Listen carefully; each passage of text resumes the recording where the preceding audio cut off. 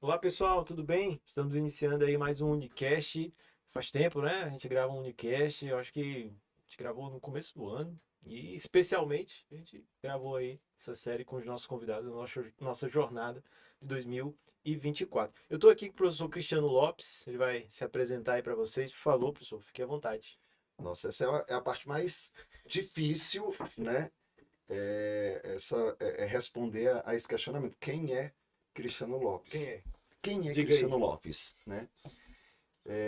Eu acho que talvez seja mais fácil perguntar o que faz Cristiano Lopes, né? Quem somos é muito complexo, porque eu acho que na trajetória da minha vida, responder quem eu sou é muito complexo, porque eu sou um ser em constante transformação e desejo ser assim, né? Mas o que eu faço, né? Eu sou advogado, professor de direito constitucional aí há uma década e meia, né? Sou mestre em direito constitucional, doutorando em ciência política, mestre em direito constitucional pela Universidade de Pernambuco, a Unicap, e doutorando em ciência política pela Universidade Federal de Pernambuco.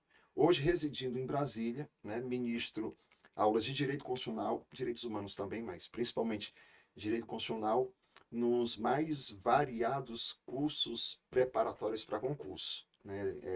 Hoje a gente ministra aula em 7 estados, então é uma loucura É, essa agenda, né? imagino. Mas entre esse liame entre o profissional, né, também como advogado, como professor e também dirigente de uma casa espiritual, né? Sou babalorixá, né, de um culto tradicional africano. Então é Legal. uma mistura entre o profissional, entre o professor, entre o espiritualista, né, entre o dirigente de uma casa religiosa, mas é um pouco de mim, né? Eu acho que é isso. É muito difícil você falar com alguém do direito, né? Que não tem esse espírito multifacetado, essa metamorfose ambulante, né? Eu, por exemplo, meu nome é Leonardo Bandeira, olha o gancho, hein? Ó. Sacou o gancho? Leonardo Bandeira, coordenador do Núcleo de Educação à Distância aqui da Uninorte, professor, advogado também. E eu percebo que a grande maioria dos nossos colegas tem interesses variados, múltiplos. Eu acredito que isso não é necessariamente uma crítica, eu acho que faz parte do direito, né? O direito ele pode refletir esses nossos interesses e a nossa profissão, sem dúvida nenhuma, tem uma certa sintonia com isso, né? Ah, Acho sim. muito interessante isso. Como professor de curso preparatório, uma coisa que eu percebo muito, Leonardo, é que os alunos não conseguem ainda muito bem entender o que é focar em algo, né? Eles acham muitas vezes que focar é pensar apenas naquilo. E na verdade eu penso foco como você ter vários focos. Uhum, Focar é você ficar atento naquilo que você está fazendo, no uhum, momento que você uhum, está fazendo. Quando eu estou no meu escritório, eu estou focado nas minhas ações, nas minhas audiências, nos meus recursos, com os meus clientes. Quando eu estou no curso, eu estou focado nos meus alunos. Quando estou no templo, né, no centro, eu estou focado nos meus filhos, né, uhum, nas pessoas que eu dirijo espiritualmente. Então, acho que a gente pode ter várias camadas de nós mesmos, uhum. né? A espiritualidade hoje faz parte de uma delas, mas eu acho que é um pouco disso. Eu sinto muita dificuldade, por exemplo, de vários alunos que eu dou aula para o exame de ordem, alunos do curso de Direito que fazem ali no último ano, né, o preparatório para a prova da OAB, de eles, professor, eu não consigo, é muito complicado, eu preciso, eu sou casado, eu trabalho, eu não consigo ter foco. Aí olha, ter foco, né, é você organizar-se mentalmente para focar no que você está fazendo no momento que você está fazendo. Uhum. Então, se você tirou ali 2 horas para estudar, 3 horas para estudar, foque naquele momento no seu estudo. Chegou em casa, está com a mulher, está com o marido, está com os filhos, viva aquele momento. Está no trabalho? Então, viva aquele momento. Aí, quando você consegue organizar um pouco disso, você consegue perceber que nós somos muitos Uhum, em uhum, nós mesmos, né? uhum. Somos muitos em um só. Eu acho que são as camadas que a gente tem que organizar. A organização ela é fundamental, né? Eu acho que para as pessoas que me seguem nas redes sociais, dizendo como é que você consegue. Organização, é agenda, né? A gente consegue daí resolver muita coisa na nossa vida com um pouco de Sim, organização e foco, né? sim, eu concordo plenamente, bem legal esse papo. Nada disso aqui é convidado, tá? A gente não passou roteiro, nem pauta, bem legal esse papo. Porque é uma coisa que eu falo muito, né, com as pessoas, né? Como que você dá conta de fazer tanta coisa, de ir para o escritório, tá no norte, enfim, ainda tem outros projetos por aí. justamente em razão disso, né? Eu acho que a gente, os seres humanos, né, tem uma capacidade absurda de compreender o mundo ao redor e executar múltiplas tarefas, né? Mas a gente tem uma incapacidade absurda também de fazer tudo isso ao mesmo tempo, né? A gente precisa de Exatamente. fato E de se focar. organizar, Legal, legal, né? De se legal essa dica. organizar. Eu acho que nossos alunos Uma com coisa que eu certeza vão sempre gostar. falo, inclusive, para os alunos, né? Para você que está fazendo o curso de Direito, ou para você que está estudando para um concurso público, ou está estudando para o exame de ordem, existem coisas que são basilares, né? E eu acho que o básico, eu sempre digo isso na minha casa, o básico deve ser falado, o básico deve ser replicado, o básico deve ser dito. É fazer aquela listinha, sabe o que, que eu Legal. tenho para fazer? Isso vai ajudar muito a gente ter foco e organização. O que, que eu tenho para fazer hoje, né? Muitas vezes o aluno, não sei se essa palavra é correta, mas instagrama demais o estudo, né? Ah, eu vou estudar hoje, professor. Aí enche a mesa de livros e mais livros Um monte de para poder, canetinha. muitas canetas coloridas, muitos cadernos. Aí para fazer o Instagram, fazer aquela foto de Instagram, é maravilhoso, mas você passa para o seu cérebro uma informação de incapacidade. Porque quando o teu cérebro começa a ver aquilo, nossa, olha quantos livros, olha quanta coisa eu tenho que estudar, eu não vou dar conta. Mas quando ele começa a separar mentalmente, ou até mesmo na anotação, hoje eu tenho que estudar processo penal com o professor Tiago Medeiros, né? Então vai separar o material só do professor e vai estudar aquilo. Quando eu tenho aquelas páginas ali na mesa, ou apenas um livro, o que que eu passo para o meu cérebro? Ah, isso eu tenho condições de fazer. Então, no Instagram é demais as coisas, às vezes as coisas são mais simples, né? Hum, Estudar para o exame de ordem, estudar para a sua prova, estudar para um concurso público, eu acho que vem muito disso. É uma questão de você também organizar a sua mesa, o seu legal. ambiente de estudo, organizar a sua mente, né? Organizar a sua agenda. E eu acho que e você fazer aquela listinha do dia, o que, que eu tenho para fazer? Hoje, isso, isso, isso. E à medida que o dia vai passando, você vai riscando, meio que dá aquela sensação de prazer, de meta cumprida, Uhum, de trabalho realizado, até mentalmente você se sente premiado e capaz, né? uhum. Desfaz essa versão da incapacidade para um liame diferente, o da capacidade, o do possível, o do foco, o da determinação, o do que é possível ser concluído naquele dia. Então, eu falo muito sobre essa temática, eu acho que talvez da minha vivência maior, que é como professor de curso preparatório para concurso e para o exame de ordem. Então, a organização, o foco, né? A determinação, elas são fundamentais assim, nesse nosso Perfeito, caminho, né? perfeito. Legal, muito legal. Boas dicas aí, pessoal, né? Eu acho que É, esse podcast vai ser só de dicas hoje, só mas não, dicas, tô né? adorando. Mas eu quero saber como é que foi tua graduação, né? Por que você escolheu direito? De onde veio? Eu adoro fazer essa pergunta. Nossa, Não só essa para em eu podcast, acho que para eu vou frustrar as pessoas. pessoas. Não faz uma pergunta como essa, não. Por quê? É, para entender o meu motivo de ter escolhido direito, eu tenho que voltar aí no tempo, mais ou menos uns 25 anos. 20, um pouco mais de 25 anos, né? Eu tenho 45 anos, mas que tudo é botox, preenchimentos, ácidos hialurônicos, porque enquanto vai botox, Leonardo, nada cairá, Leonardo, nada, né? Hoje eu sou babalorixá de um templo de matriz, de um culto de matriz africana, mas eu já fui monge beneditino da Igreja Católica. E quando eu conto essa história, ninguém acredita.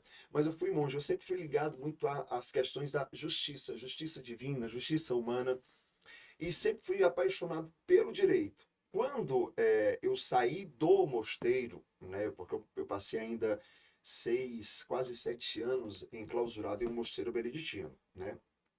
São alguns mosteiros que a Igreja Católica ainda tem clausura. Um deles é o mosteiro beneditino. Mas o mosteiro beneditino ele é muito ligado à educação. É tanto que vários mosteiros beneditinos do Brasil e do mundo, eles todos têm colégio e têm faculdades. O mosteiro que eu participava era o mosteiro de Olinda, né?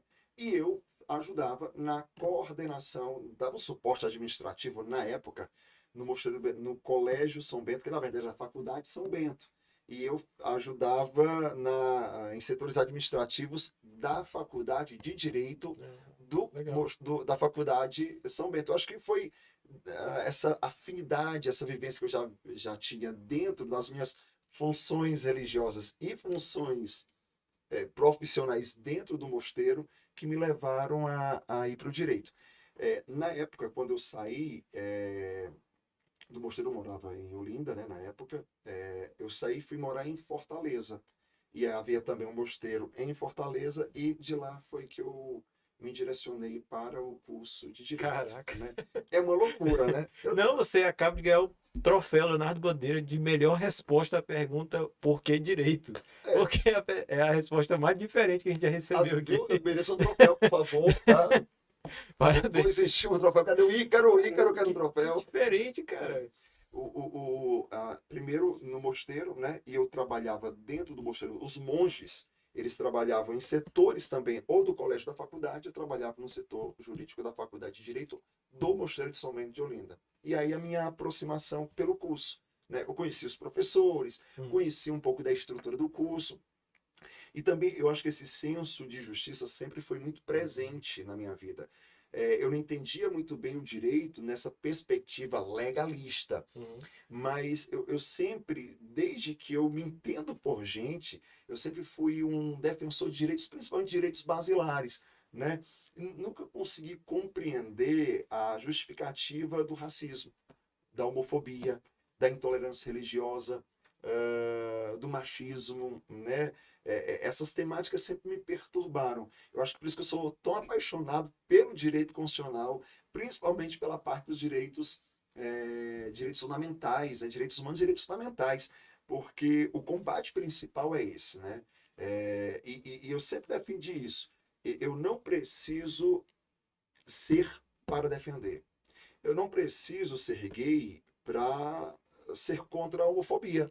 Eu não preciso ser mulher para hum. ser contra o machismo. Eu não preciso ser negro para ser contra o racismo. Eu não preciso ter uma crença específica para lutar contra a intolerância religiosa. Eu preciso ter, ter consciência de que todos nós somos iguais, inclusive isso é basilar, o Uhum. caput do artigo 5º diz que todos nós somos iguais perante a lei, e entendermos que a crença do outro, a liberdade do outro, a orientação sexual do outro é tão importante quanto a minha, né? E não cabe a mim dizer você deve fazer isso ou deve fazer aquilo. Né? Eu acho que todos nós temos a liberdade, dentro de uma perspectiva legal, todos nós temos essa liberdade, não cabe a mim dizer você pode ou você não pode. Eu acho tão absurdo se pensar, Leonardo, que você tem que ser da minha religião, porque eu decidi que você tem que ser da minha Fato. religião. Não faz sentido, eu Hum. tenho a minha religião, você tem a sua religião, e tá tudo bem. Eu acho que se nós respeitássemos mais a liberdade do outro, como nós queremos ser respeitados, as coisas seriam muito mais leves, sabe? Sim. No culto nigeriano, né, no culto africano, a gente sempre defende uma coisa que eu acho que é tão direito constitucional brasileiro, né, tão artigo 5º, que diz assim, nós queremos o bem do coletivo a partir do eu. Eu primeiro penso em mim para depois pensar no outro, né? Parece ser meio individualista, mas nós temos um dito brasileiro que se cada um cuidar da sua vida, né? É mais ou menos o Itan, né? O conto africano. Eu acho que eu quero sim o bem coletivo, mas Uhum. essa coletividade parte do eu. Eu tenho que pensar em mim, na minha crença. A crença do outro é a crença do outro e deve ser respeitada como eu desejo que Legal, a minha seja. legal. Então, diante das nossas liberdades, que possui limitações, óbvio, mas o respeito ele é fundamental, sabe? E eu acho que desde que eu me entendo por gente, mesmo antes de pensar em direito sob uma perspectiva jurídica, né? Eu já vivenciava dilemas jurídicos sem percebê-los como jurídicos, mas como humanos, né? E o direito ele perpassa por todas essas áreas, né? Uhum. Sobre o aspecto social, sobre o aspecto religioso, sobre o aspecto das nossas liberdades individuais, coletivas, valores, senso de ética, né, moral. Eu acho que já nasci no direito sem perceber que estava no direito. Nossa, que legal, que legal. Estou muito É, filósofo hoje, vocês estão percebendo? durante a tua graduação, o interesse pelo direito constitucional, então foi algo bem É, na primeira vista, ou algo que hum, se deu posteriormente. eu tive excelentes professores de direito constitucional. Né? Eu tive excelentes professores de direito constitucional na época da faculdade. como eu disse, eu me graduei em Fortaleza, né? Hum. Eu conheci o curso de Direito no Mosteiro de Olinda, mas eu fui morar em Fortaleza, depois que eu saí do mosteiro, e eu conheci a Unifor, onde eu me Legal. graduei. Então, vários professores de Direito Constitucional, inclusive vários nomes nos quais eu tive o privilégio de assistir aula com eles, né? Como, por exemplo, Paulo Bonavides, Nossa, saudoso Paulo Bonavides, né? incrível. Inclusive, tem uma das minhas, na época da minha graduação, eu participei, é uma das minhas gratas memórias. Houve um concurso de monografias em homenagem a Paulo Bonavides, né, na época, e eu fui um dos participantes do concurso, tirei o primeiro lugar, e as monografias eram todas lidas por Paulo Nossa, Bonavides, e as três primeiros lugares ganhavam uma premiação, um diploma, uma carta, inclusive, né, assinada por ele. Isso eu tenho, inclusive, no meu nossa, escritório como uma que legal. relíquia maravilhosa, né?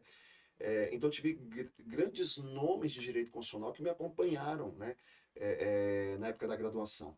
Outra professora também que foi um marco na minha vida foi a professora Giovana Cartacho, que além de professora de direito constitucional, ela era professora de direito ambiental, ela trabalhava em muitas ações afirmativas, e isso foi espetacular. Olha que interessante a importância também de um professor amigo, Uhum. né, ou de um professor espelho. Eu sei que o aluno tem muita responsabilidade, mas nós, como professores, também temos uma Sim. grande responsabilidade de sermos espelhos para os nossos alunos. Eu costumo dizer que a professora Giovana Cartacho, na época da minha graduação, ela foi mais ou menos ali o polo divisor, né? O ponto divisor entre. Eu até, ainda hoje, eu tenho uma grande amizade com ela. Eu digo, professora, a minha vida acadêmica foi o antes de Giovana Cartacho, depois de Giovana Cartacho. Porque foi um professor que me incentivou muito a pesquisa, a escrever. Quando eu me inscrevi no mestrado, eu estava no último ano, no último semestre da graduação. Eu não tinha nem colado o grau, mas havia a possibilidade de fazer a inscrição, porque o final das etapas já seria depois da colação de grau. Eu, não, professor, eu não vou. Você vai agora.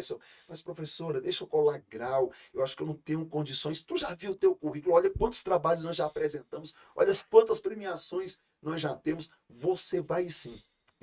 Ela me incentivou tanto a ir para a seleção do mestrado. Aí eu voltei para Pernambuco, né? Depois da graduação, voltei de novo para Pernambuco, porque eu fiz o mestrado na Unicap, em Pernambuco. Interessante. Ela me incentivou tanto e eu achava que eu não podia, que eu não tinha condições, era muita gente inteligente, aí eu passei em primeiro lugar no mestrado. Nossa. Olha que louco, né? Com o incentivo dela. E eu digo, olha, eu fui selecionado pela senhora, perdão, foi quase um cebolinha agora, pela senhora, né? E foi espetacular. E eu tive professores e tenho professores que eu sou muito grato, porque foram modelos de vida, né? Entre esses professores, a professora Giovana Nossa, Cartacho, legal, né? legal. Então, às vezes a gente nem faz ideia, porque às vezes somos um para vários, né? E a gente não consegue lembrar o nome de todos os alunos, mas para o aluno eu sou único.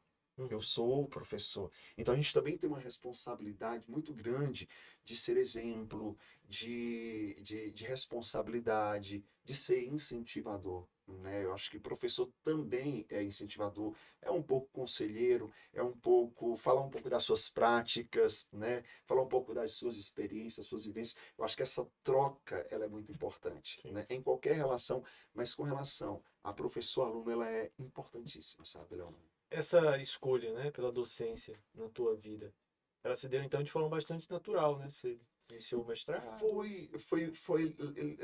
Para mim foi muito tranquila, foi realmente muito natural. Logo nos primeiros semestres eu já fui fazendo parte de grupos de pesquisa, né? E nesses grupos de pesquisa sempre tinha um evento, um congresso, um simpósio, um painel, e eu sempre estava ali apresentando, né? Apesar de ser essa pessoa tímida que eu sou, Você momento é de tímido? pausa para a Tímido? timidez. Mas o pior é que sou tímido. Eu não sou tímido na frente das câmeras. Eu acho que eu sou o oposto, né? Na frente das câmeras, na frente de um palco, eu acho que eu perco um pouco a timidez. Hoje eu falava com o professor Tiago, que também vai ser Uhum. entrevistado em um próximo podcast, e a gente falava exatamente, é uma virada sabe assim, eu sou tímido, mas eu acho que há um momento daquela virada. Eu acho que foi um pouco disso. Foi sempre muito natural, né?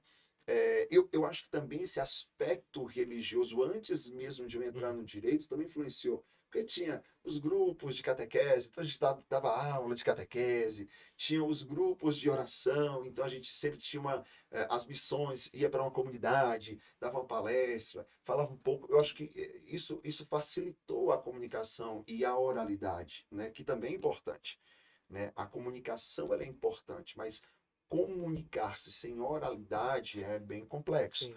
porque muitas vezes a pessoa ela tem até o conhecimento, mas há nela uma dificuldade de repassar, né? Sempre que eu faço algum evento ou dou palestra em algum local, eu gosto de conhecer o público. Até porque a forma com que eu falo, por exemplo, em uma aula, de repente em um mestrado, a linguagem, Uhum. às vezes o tema é o mesmo, mas a linguagem é uma. A linguagem que eu vou fazer com acadêmicos de direito é uma outra. A Uhum. linguagem que eu vou fazer, por exemplo, em uma palestra só para advogados é outra. Uma palestra que eu vou ministrar, sei lá, para um grupo, como, sei lá, na minha comunidade, né, espiritual, é uma outra linguagem. Então, eu acho que é um pouco disso. O professor também é um pouco camaleão, né?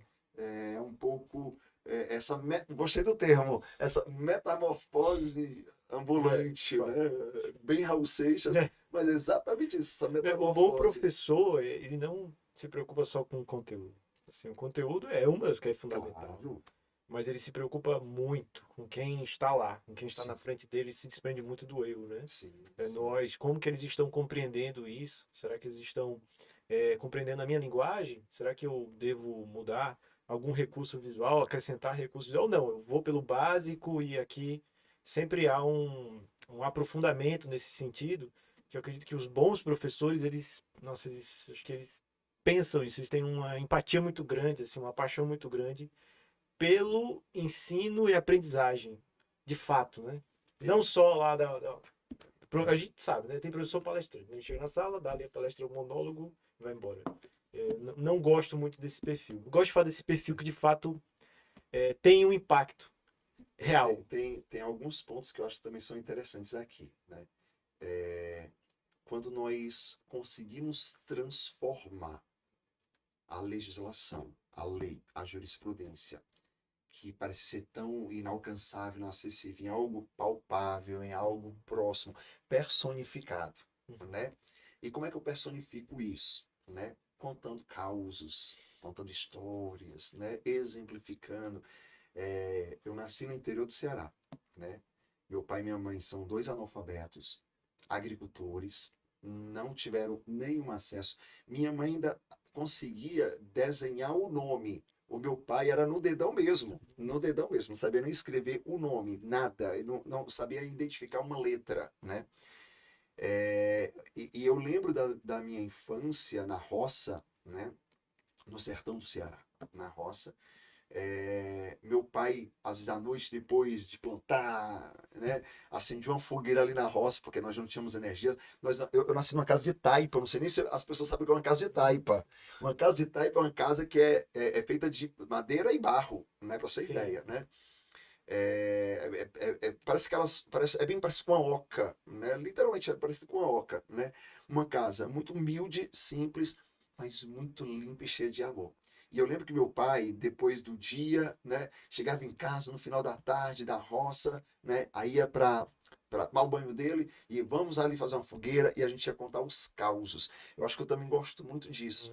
É Hum. tanto que o professor tem que perceber quando, inclusive, a sua aula está sendo pesada. Quando eu percebo que o tema é mais pesado, quando eu percebo que os alunos já estão perdendo foco porque o corpo fala, eu vou contar uma história para vocês. Essa é um gancho. Opa, vou contar uma fofoca para vocês. E eu conto uma história que tenha a ver com aquele tema, e às vezes eu começo com a exemplificação antes de Legal. falar sobre a legislação. Porque às vezes quando a gente começa muito, olha, o artigo 5º, o artigo 14 é isso, isso. Às vezes, deixa eu contar uma história para vocês. Eu vou contar uma fofoca. Vocês viram o que aconteceu? Pois olha, isso tem referência com. Ah. Então, às vezes, quando eu percebo que o tema ele é denso, ele é pesado, né? Ou a legislação, a jurisprudência, ela está sendo um pouco pesada, ou até um tema mais chatinho, que os alunos começam tá começando a ficar inalcançável, professor. Aí eu começo com os meus causos.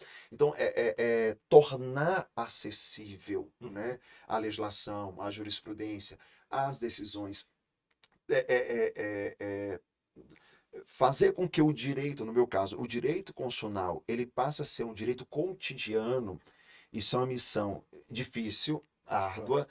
mas Professor é de a melhor penal forma. talvez consiga mais fácil. É, é, mas eu acho que nos últimos tempos, né, nos últimos anos, nós tivemos uma percepção do direito constitucional como nós nunca tínhamos visto antes. Porque a gente tinha muito a questão do crime, né? Uhum, Crime uhum. no jornal, um homicídio, um Hoje em dia a gente vê latrocínio, questões de né? Estado, né? Hoje a gente percebe muito isso, né? Questões de Estado a gente tem muito presente. Ah, a decisão do STF, as pessoas discutem aquela decisão, né? E aqui eu não falo, concordo ou discordo, não é uma questão, mas a comunicação, o diálogo, as pessoas colocarem isso numa mesa, né, para conversarem. Eu acho importante. Uma decisão, uma legislação nova do Congresso, o Congresso aprova isso, né? Houve uma emenda constitucional nova, o presidente tomou essa decisão. Então, você percebe as questões de Estado, as questões políticas, e eu não falo a politicagem, mas Uhum. as questões políticas sendo debatidas, o executivo, o legislativo, o judiciário, o tempo todo sendo temas dos jornais e tema da nossa mesa. Então Uhum. isso é muito bacana. Então, anteriormente era muito mais complexo se perceber isso, até porque, e aí eu entro na minha outra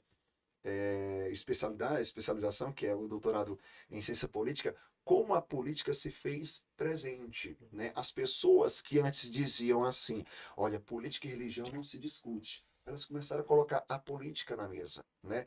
Claro que nós precisamos ter consciência de classe, consciência política, né?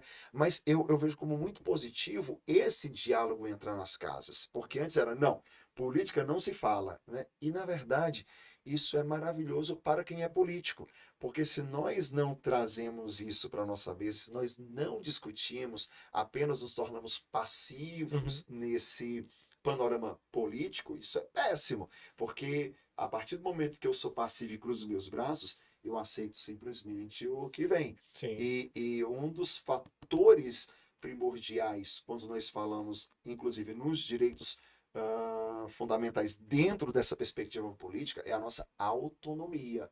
Né? E a autonomia, de alguma forma, na criação de políticas públicas, de legislações, nós também temos participação. Então, nós temos a autonomia e até a possibilidade de participarmos como iniciativa popular de lei, participação popular de políticas públicas. Então, isso é importantíssimo. O diálogo político ele é fundamental até mesmo para que nós possamos cobrar, principalmente aqueles que nós Sim, elegemos, né, com como certeza. Com nossos certeza. políticos, né, nossos representantes. Professor, o papo tá bom. Mas Já! infelizmente já. Ah, Já passa rápido, né? A gente passa começa a rápido. conversar aqui, bater papo, rapidinho, vai, né? E tava nervoso, né, no início. Tá, eu sou uma pessoa Não, tímida, muito nervosa. pelo amor de Deus. Né? Professor, pode ficar à vontade, dar seu recadinho final, aí sua dica final, pode ficar à vontade, o espaço é seu, tá? Olha, se eu tivesse de dar de externar uma mensagem para os alunos, eu iria dizer que você pode, você é competente, você é capaz de tudo. Pensar grande e pensar pequeno sempre dá o mesmo trabalho. Então, pensa grande. Nas minhas orações, e talvez aí o meu lado mais espiritual, mas as minhas orações, eu sempre faço um rezo, uma reza, uma oração, que talvez independente da sua crença, seja interessante você fazer. Às vezes, a minha intimidade com o meu sagrado é muito grande. Às vezes eu chego de um dia pesado de trabalho, pego uma dose de uísque, vou ali para a varanda, né? Na verdade, hoje eu moro numa chácara, então vou ali no alpendre e com a dose de uísque olho assim para o céu e digo assim: Deus, faz com que os meus sonhos sejam tão grandiosos quanto são os teus sonhos para a minha vida. Então, que você tenha sonhos grandiosos, porque você é grande. E nunca deixe ninguém dizer o contrário. Pense grande. É isso. Perfeito, excelente. Bom, pessoal, agradeço ao professor, né, pela presença, um ótimo papo. E até a próxima, viu? Não esqueça de curtir, compartilhar e comentar. Se tiver alguma dúvida, algum acréscimo, algum comentário, a gente manda lá pro professor. Eu tenho certeza que ele vai adorar, tá certo? Até a próxima. Até mais.